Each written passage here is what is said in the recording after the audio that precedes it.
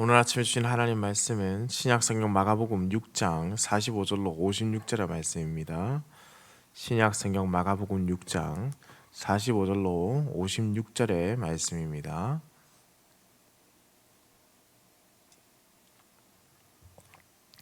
함께 한 목소리로 읽도록 하겠습니다.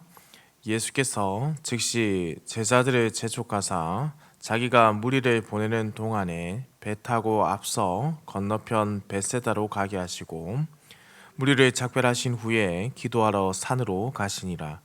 저물매 배는 바다 가운데 있고 예수께서는 홀로 무태에 계시다가 바람이 거스름으로 제자들이 힘겹게 노젓는 것을 보시고 밤 사경쯤에 바다 위로 걸어서 그들에게 오사 지나가려고 하시매 제자들이 그가 바다 위로 걸어오심을 보고 유령인가 하여 소리 지르니 그들이 다 예수를 보고 놀람이라. 이에 예수께서 곧 그들에게 말씀하여 이르시되 안심하라 내니 두려워하지 말라 하시고 배에 올라 그들에게 가시니 바람이 그치는지라. 제자들이 마음에 심히 놀라니 이는 그들이 그 떡 떼시던 일을 깨닫지 못하고 도리어 그 마음이 둔하여 졌음이러라. 건너가 게네사렛 땅에 이르러 대고 배에서 내리니 사람들이 곧 예수신 줄 알고 그 온 지방으로 달려 돌아다니며 예수께서 어디 계시다는 말을 듣는 대로 병든 자를 침상째로 메고 나오니 아무데나 예수께서 들어가시는 지방이나 도시나 마을에서 병자를 시장에 두고 예수께 그의 옷가에라도 손을 대게 하시기를 간구하니 손을 대는 자는 다 성함을 얻으니라. 아멘. 오늘 말씀의 시작 부분은 예수께서 즉시 제자들을 재촉하사라는 말씀으로 시작하고 있습니다. 제자들을 지금 대하는 예수님의 모습이 매우 서두르는 모습을 보이고 있지요. 무엇이 이 예수님께서 제자들에게 서두르게 하실까, 재촉하게 만든 이유는 도대체 무엇일까라는 질문이 생길 수 있습니다. 주목해야 할 것은 예수님께서 지금 보시면은 제자들만 떠나도록 재촉하셨다는 점입니다. 예수님께서는 가지 않으시고 제자들로만 지금 떠나게 하셨다는 점이죠. 한번 생각해 보십시오. 만약에 선교 활동이나 예를 들어서 헬라 문화권에서 예수 그리스도께서 늘 하셨던 것처럼 말씀을 전하기 위한 전도를 위해서 이것을 재촉하셨다면 당연히 함께 벳세다로 가시는 것이 훨씬 더 효과적이지 않겠습니까? 그런데 그렇게 하지 않고 제자들만 보냈다라는 것은 어떠한 이유가 있다는 것이죠. 반드시 다른 이유가 있다는 건데 이유 말씀에서 그 힌트를 얻을 수가 있습니다. 보시면 무리를 보내는 동안에 배 타고 앞서 건너편 벳세다로 가게 하시고라고 했습니다. 제자들 서둘러서 바다로 보내신 이후에 예수님께서 하신 일은 무리를 해산시키는 장면입니다. 예수님을 따르던 무리들을 해산시키는 장면이 기록되어 있는 건데 그렇다면 적어도 예수님께서는 1차적으로 이 제자들과 이 무리들을 많은 사람들을 분리시키려는 의도가 있었다라는 것을 발견할 수 있죠. 그러면 무엇 때문에 분리시키려 하셨을까? 이것은 앞서 일어난 일 때문입니다. 이는 아마도 본문에 앞서 있는 어제 이야기 때문으로 보이는데요. 어제 말씀에 5천 명을 먹이신 예수님의 기적이 기록되어 있습니다. 이 기적은 많은 이들에게 예수님에 대한 오해를 가져오게 한 이적입니다. 원래 의도와 다르게 그들이 받아들였다는 뜻입니다. 이 기적은 많은 이들에게 그래서 예수님이 어떠한 분인가에 대해서 알려주셨음에도 불구하고 착각해서 다르게 자신들의 이해로 받아들이게 된 이적이 되게 됩니다. 모두 예수님께서 행하신 이 일을 보고 예수님을 그 무리의 왕으로 삼고자 하였고 이러한 움직임이 로마 시대 때는 군대를 조직해서 분란을 일으키는 반란으로 오해될 소지가 있었습니다. 그래서 로마 시대 때는 사람들이 모여서 어떠한 이야기가 진행될 때 그 소리가 커져 나온다, 그 소리가 조금이라도 다른 곳에 퍼져간다라고 하면 반란으로 취급했기 때문에, 그래서 사실 사도 바울이 사역할 때도 참 쉽지가 않았죠. 그렇기 때문에 예수님은 늘 백성들의 우상이 되기보다는 하나님 말씀에 귀를 기울여서 하나님의 뜻을 행하는 것을 최우선에 두지 않았습니까? 그러니 이 왕을 삼으려는 움직임에서 벗어나고자 제자들을 무리들과 구분해서 먼저 보내시고 예수님께서는 기도하러 가셨다라는 것을 발견할 수 있습니다. 제자들도 이러한 오해들로 인해서 공경에 처해질 수 있음을 너무나도 잘 아셨던 예수님께서 무리와 제자들을 분리한 것으로 보입니다. 그리고 예수님께서 밤 사경, 곧 오전 3시에서 6시 사이 정도 되는 시간인데요. 동이 트기 전 가장 어두운 때라고 할 수 있겠습니다. 이때 역풍을 맞은 배가 등장하게 됩니다. 바로 제자들이 탄 배죠. 역풍으로 인해서 바다 한가운데서 더 이상 앞으로 가지 못하고 노를 저어도 앞으로 가지 못하는 그 상황에 힘겨워하는 제자들을 예수님께서 직접 찾아가는 장면이 기록되어 있습니다. 그리고 예수님께서는 제자들을 보시죠.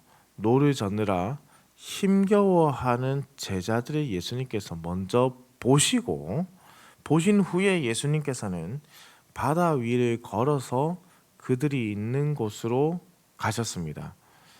밤새도록 무태에 계시다가 역풍이 불어 바다와 제자들 모두 혼돈에 빠져 있는 그때에 바다 위를 걸어서 그들에게 가시는 예수님은 스스로 그분이 천지를 지으시고 다스리는 하나님이심을, 그리고 그러한 권위를 가지고 계시는 분이심을 나타내는 장면이라고 할 수 있습니다.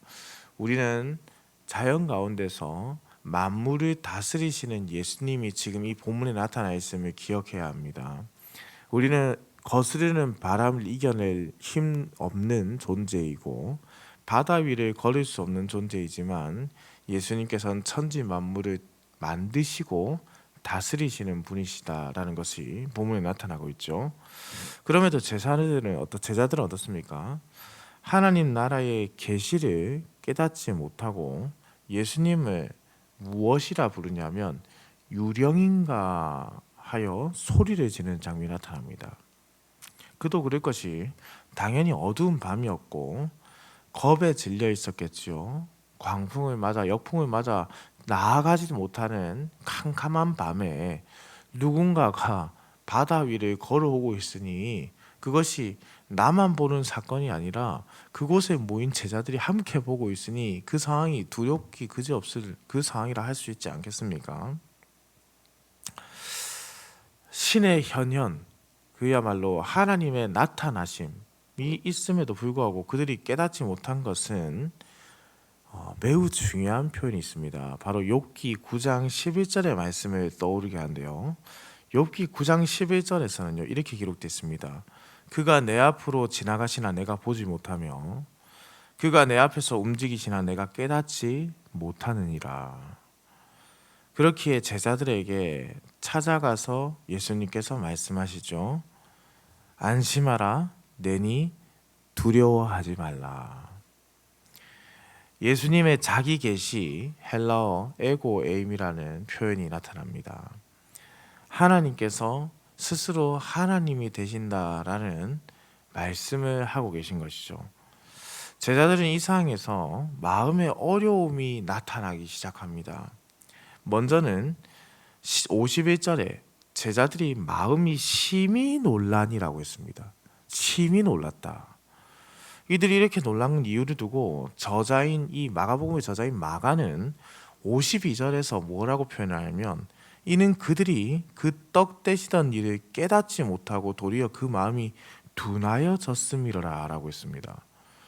오병이어의 기적, 먹이시고 돌보시는 찬 목자 메시아 사역을 제대로 이해하지 못하였기 때문에 그들이 이 상황을 보고 지금 놀랐다라고 하는 것이죠.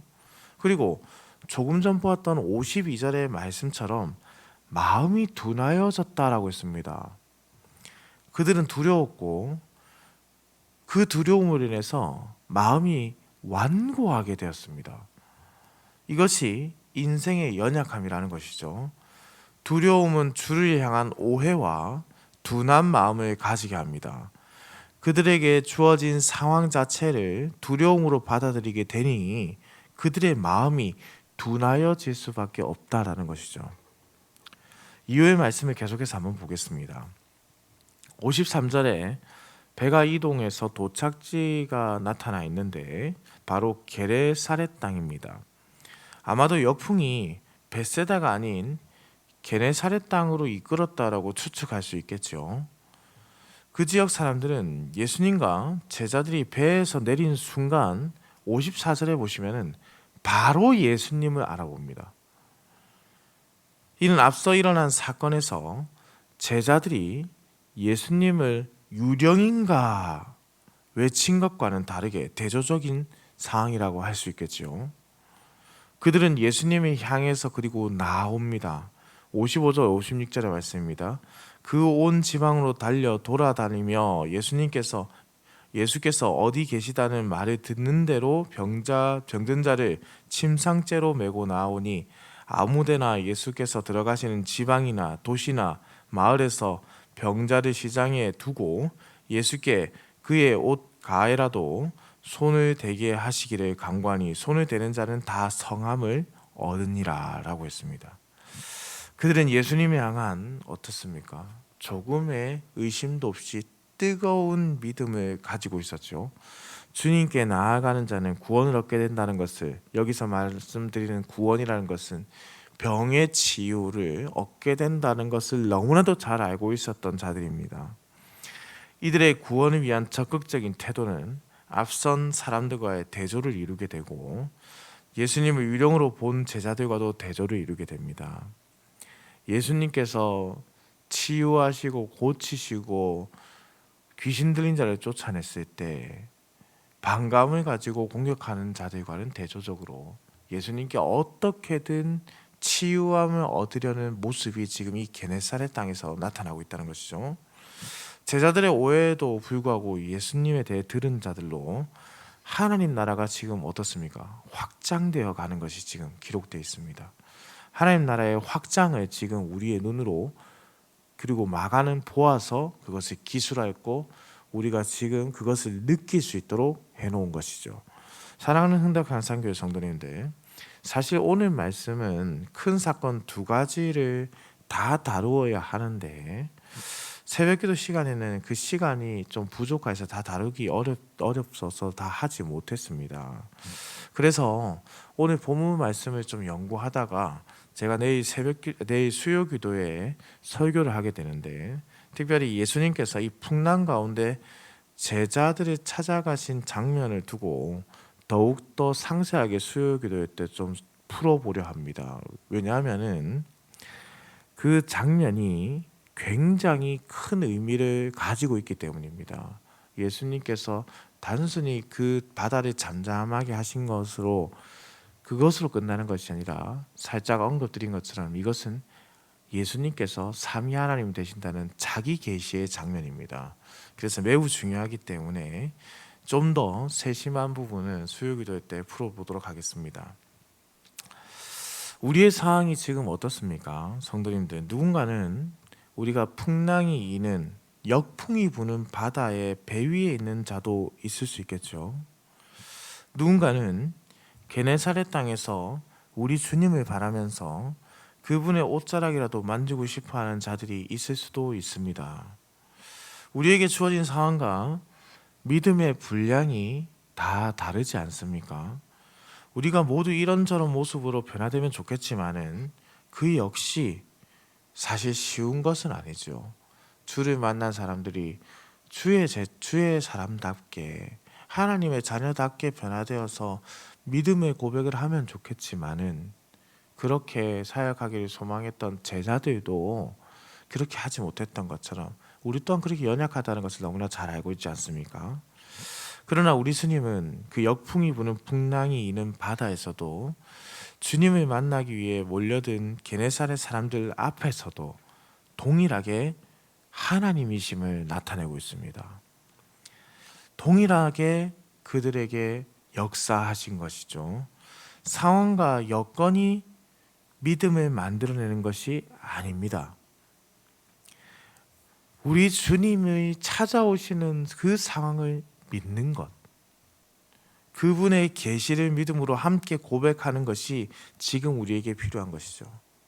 어떤 상황과 어떤 여건이 믿음을 만들어내는 것이 아니라 이미 우리를 찾아오신 예수 그리스도를 나의 구주로 고백하는 그 순간 그 믿음이 확대되어 가는 것입니다. 그리고 그 고백은 결국 나 스스로의 의지로 하는 것이 아니라 성령께서 깨닫게 하시는 은혜가 있어야 한다는 것이죠. 거친 바다 위를 가는 외로운 배와 같은 우리의 인생 가운데서 우리 예수님의 놀라운 사랑을 기억하시는 성도님들 되시기를 소망합니다. 예수님께서 나타내신 하나님 되심을 우리가 오늘 하루 고백하는 인생이 되기를 소망합니다. 예수님이 바로 삼위 하나님이십니다. 이 하나님께서 스스로 이적을 행하시고 스스로 하나님 되심을 나타내셨습니다. 그리고 우리에게도 지금 동시에 동일하게 다 다양한 상황 가운데서 한 명 한 명 친히 찾아가셔서 하나님이심을 알려주셨지 않습니까? 자, 상황은 다릅니다. 주어진 상황이 다르고 믿음의 분량이 다르다고 하여도 동일하게 주님이 찾아오신 장면은 똑같습니다. 어떻게 반응하시겠습니까? 주님의 옷자락이라도 내가 손을 대어 구원의 은혜를 누리시겠습니까? 아니면 모른 채 하거나 비난하거나 유령인가 외치거나 그분은 나의 구원자가 아니라고 말하거나 아니면은 무리들처럼 왕을 삼으려고 헛된 욕심으로 주님을 구하겠습니까? 사랑하는 성도님들, 우리의 참된 목자이신 예수 그리스도를 기억하십시오. 그리고 그분에게 손을 대기를 소망하고 그분이 나를 만져주시기를 간구하고 그분의 치유를 기대하고 그분과 함께하기를 소망하고 오늘도 나의 참 구주이신 하나님, 천지를 창조하신 하나님, 천지 만물을 다스리시는 이 하나님을 의지하는 하루, 바라는 하루, 간구하는 하루로 되기를 살아가시기를 우리 주님의 이름으로 축원합니다.